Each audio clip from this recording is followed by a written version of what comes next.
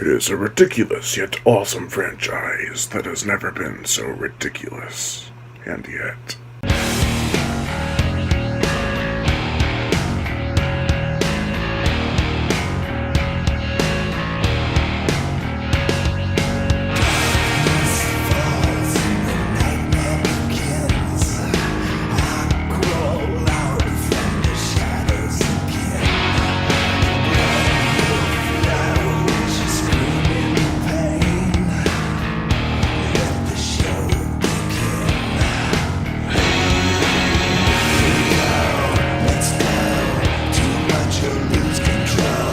Jigsaw.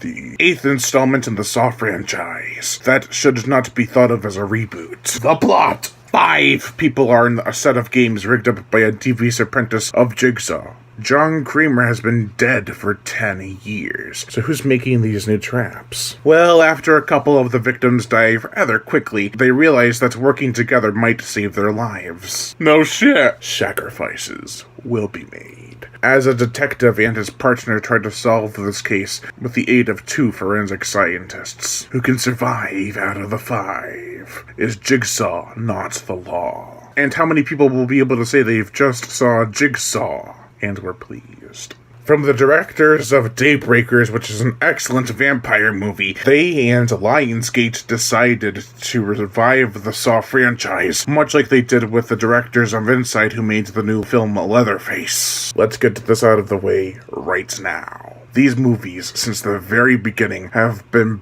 based solely on chance that everything would work out as intended, and in the end, did. I remember people thinking it was some supernatural presence in Saw 4 or 5 because Tobin Bell's character was deader than dead. They had a freaking autopsy! Personally, I'd like to see a supernatural aspect implemented into the franchise. Like have the ghost of Jigsaw going from city to city, just causing gruesome accidents to occur on those ungrateful of life. Meanwhile, instead of the police force working on it, a team of ghost hunters could try and solve the case, or at least get in contact with Jigsaw somehow. That probably would have been way more fun, and could have even been a nice blend of Final Destination and The Collector. Instead, we are treated to another set of traps, a ridiculous twist, and some decent gore. There are some cool devices used to kill people here. However, at one point, the makers of the film were just like, screw it, and just began chucking bladed objects at some of the characters. One thing that spoiled the twist at the end was a trap. I won't go into it too much, and even though I didn't make the connection at first, and I'll talk about why in a minute,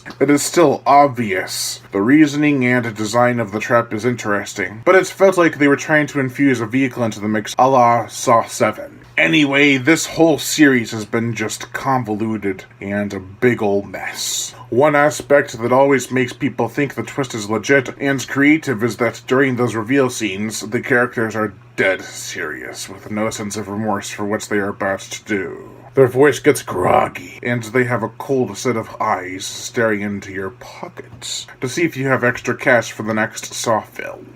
Live or die. Pay for a ticket.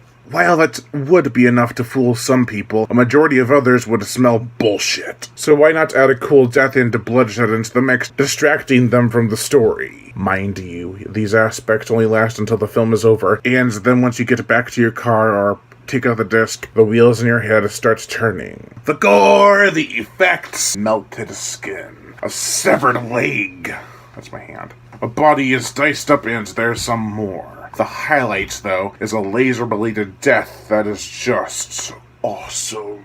Believe it or not, this is probably the second least goriest behind the first film of the entire franchise. Funny, since its MPAA rating claims it contains sequences of greasy, bloody violence, just like parts 4 to 7 did. The musical score! Typical Saw music. Nothing all that different from what we are familiar with, which isn't a bad thing, though.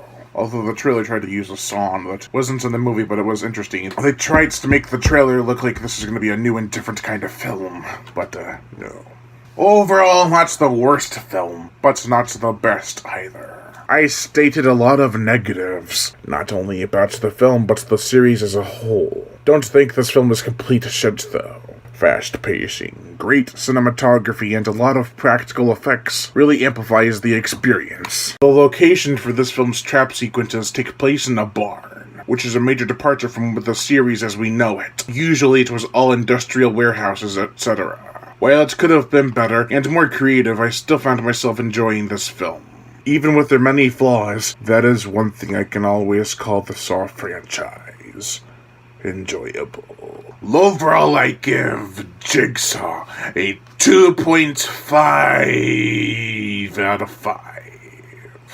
I am Brian Gatto, host of Horror Show Entertainment. Make sure to like my Facebook page in the description below and to leave comments and subscribe.